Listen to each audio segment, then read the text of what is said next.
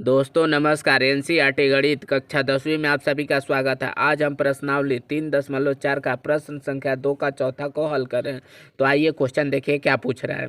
मीना 2000 रुपया निकालने के लिए एक बैंक गई। उसने खजांची से 50 रुपया तथा 100 रुपया के नोट देने के लिए कहा। मीना ने कुल 25 नोट प्राप्त किए। ज्ञात कीजिए कि उसने 50 रुपये के और 100 रुपये के कितने कितने नोट प्राप्त किए।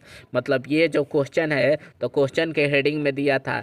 सबसे पहले इस क्वेश्चन को रैखिक समीकरण बनाया। रैखिक समीकरण बनाकर विलोपन से हल करना है। क्वेश्चन में चिल्ला चिल्ला के कह रहा है कि विलोपन से हल करिए, ठीक है ना।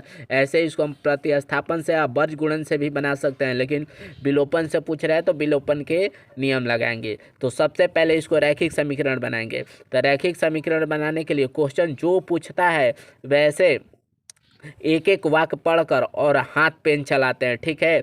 एक चीज़ जान लीजिए, किसी भी क्वेश्चन में, ठीक है, किसी भी क्लास में जो पूछता है उसी को मानना चाहिए। तो इसमें क्या पूछ रहा है कि 50 रुपये और 100 रुपये के कितने कितने नोट होंगे, ठीक है ना।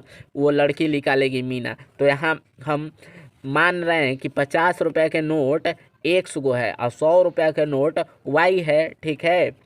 तो जो पूछता है उसी को मानते हैं। तो यहाँ लिखेंगे माना मीना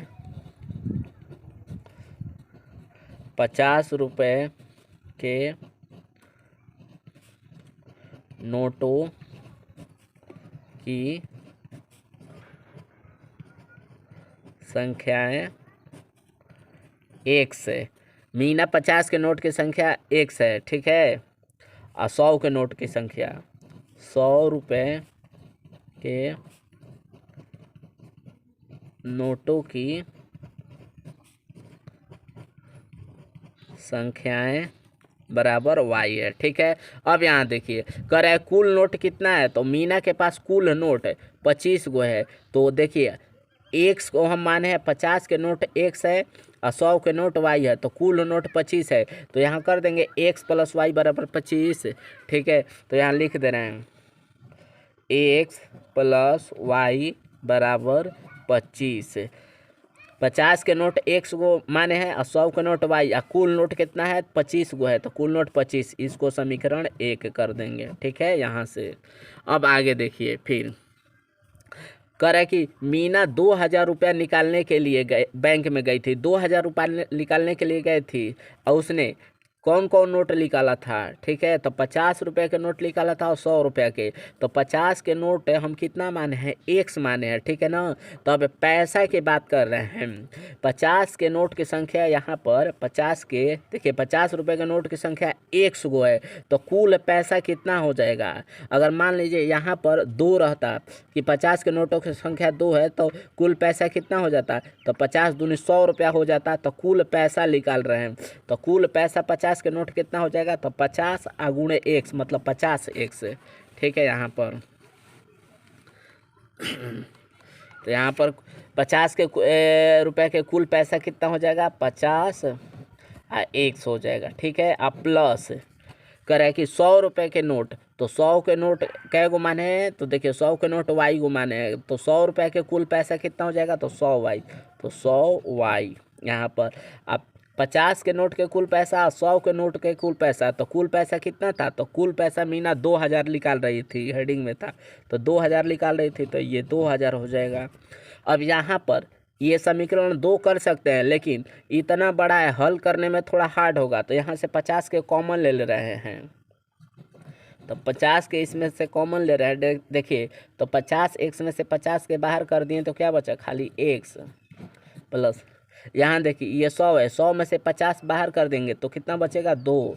तबे ना 50 में 2 में गुणा करेंगे 100 हो जाएगा। 100Y इतना बराबर 2000। अब ये चीज़ यहाँ नीचे बटा में का आकर कट जाता है ना। तो डायरेक्ट हम यहाँ ही भी काटा देते हैं। देखिए 1 0 से 1 0 कट गया। ये 5 चौके 20 4 बार में, मतलब 1 0 बच जाएगा, 40 बार में कट जाएगा। तो यहाँ पर हम लिख देंगे X + 2Y बराबर कितना हो जाएगा 40। ये समीकरण 2 हो गया। अब समीकरण 1 और समीकरण 2 को एक साथ लिखकर अब विलोपन का रूल लगा दे रहे हैं। तो यहाँ पर देखिए दोनों को एक साथ लिखकर विलोपन विधि लगा दे रहा है। तो समीकरण 1 कितना है, तो x + y बराबर 25 समीकरण 1। समीकरण 2 कितना है, x + 2y बराबर 40, ये समीकरण 2। अब समीकरण 1 और समीकरण 2 से विलोपन का रूल लगा रहे हैं। तो देखिए विलोपन का रूल क्या होता है, तो किसी एक का बराबर करने रहता है, या आगे वाला करिए या पीछे वाला। अगर खुद से बराबर रहता है तो गुणा उड़ा नहीं करते हैं। अगर मान लीजिए यही बराबर नहीं है, अगर इसको बराबर करना रहता है तो ऊपर भी 2y नीचे भी 2y होना चाहिए। तो नीचे वाला जो रहता है ऊपर में गुणा कर देते हैं, मतलब 2 को इस ऊपर में गुणा कर देंगे, ठीक है। और जो ऊपर वाला अंक रहता है उसको हम नीचे में टोटल में गुणा कर देते हैं, ठीक है। यहाँ पर तो ऑलरेडी x बराबर है। जब x बराबर रहता है, चाहे y भी बराबर रहता है, तो गुणा नहीं करते हैं, डायरेक्ट यहाँ लिख देते हैं। क्या लिखते हैं यहाँ भी देख लीजिए, ये जब कटता नहीं है, x कट नहीं ना रहा है, जब कटता नहीं है खुद से, तो यहाँ लिखेंगे घटाने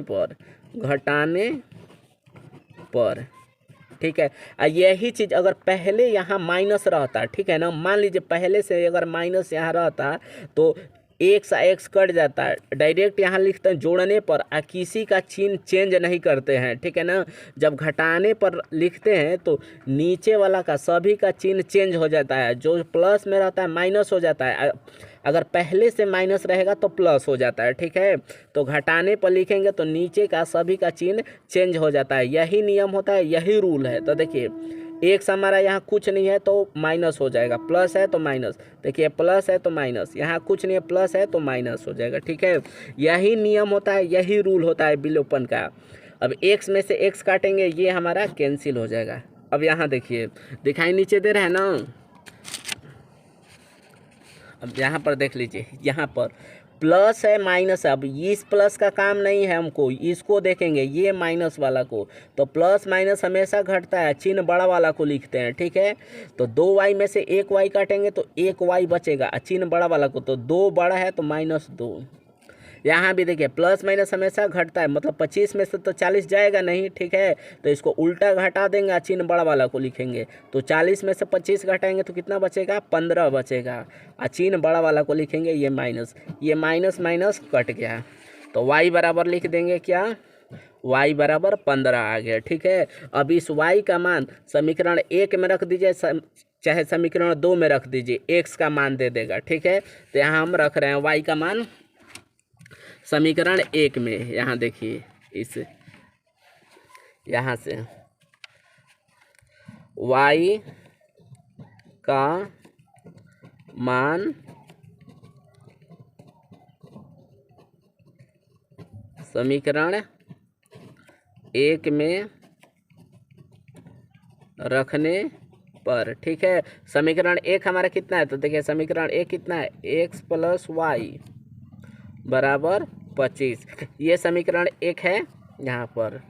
अब देखिए कह रहा है y का मान समीकरण 1 में रखने पर, तो y का मान 15 है, तो y की जगह पर 15 रख रहे हैं, तो x + 15 बराबर 25। चर वाला को एक तरफ, अचर वाला को एक तरफ, x वाला को चर कहते हैं, संख्या को अचर कहते हैं, तो x को इधर ही रख रहे हैं 25। ये देखिए 15 है, बराबर के इधर ले जाएंगे तो चिन्ह चेंज हो जाता है, प्लस रहता है तो माइनस में हो जाता है, ये 15। x बराबर कितना हो जाएगा, 25 में से 15 काटेंगे तो कितना हो जाएगा, 10 हो जाएगा, ठीक है। अब यहाँ पर क्वेश्चन क्या पूछ रहा था, तो क्वेश्चन हमारा पूछ रहा है, यहाँ पर देखिए कह रहा है कि 50 रुपये के और 100 रुपये के कितने कितने नोट लिए हैं। तो हम माने हैं 50 रुपये के नोट की संख्या कितना है, x है, तो x बराबर क्या आया, तो x बराबर देखिए क्या आया है, तो x बराबर 10 आया, तो यहाँ लिख देंगे 50 रुपये के नोटों की संख्या 10 है, ठीक है। 50 रुपये के नोटों की संख्याएं 10 है, एक ये आंसर हो गया, ठीक है। अब फिर एक क्या माना गया है, एक 100 रुपये के नोटों की संख्या y माने हैं, ठीक है ना। तो फिर लिख देंगे कि यहाँ दिख रहा है ना 100 रुपये के नोटों की संख्या पूछ रहा था, तो 100 रुपये के नोटों की संख्या y माने हैं, तो y बराबर कितना है 15। तो यहाँ लिख देंगे कि 100 रुपये के नोटों की संख्या 100 रुपये के नोटों की संख्याएं। 100 रुपये के नोटों की संख्या क्या माने थे? तो वाई माने थे। तो वाई का मान कितना आया? तो वाई का मान देखिए 15 आया, तो ये हो जाएगा 15। ठीक है, यही हमारा आंसर आ गया। ठीक है, अगर वीडियो पसंद है तो इसे एक लाइक शेयर सब्सक्राइब कर दीजिएगा। थैंक्स।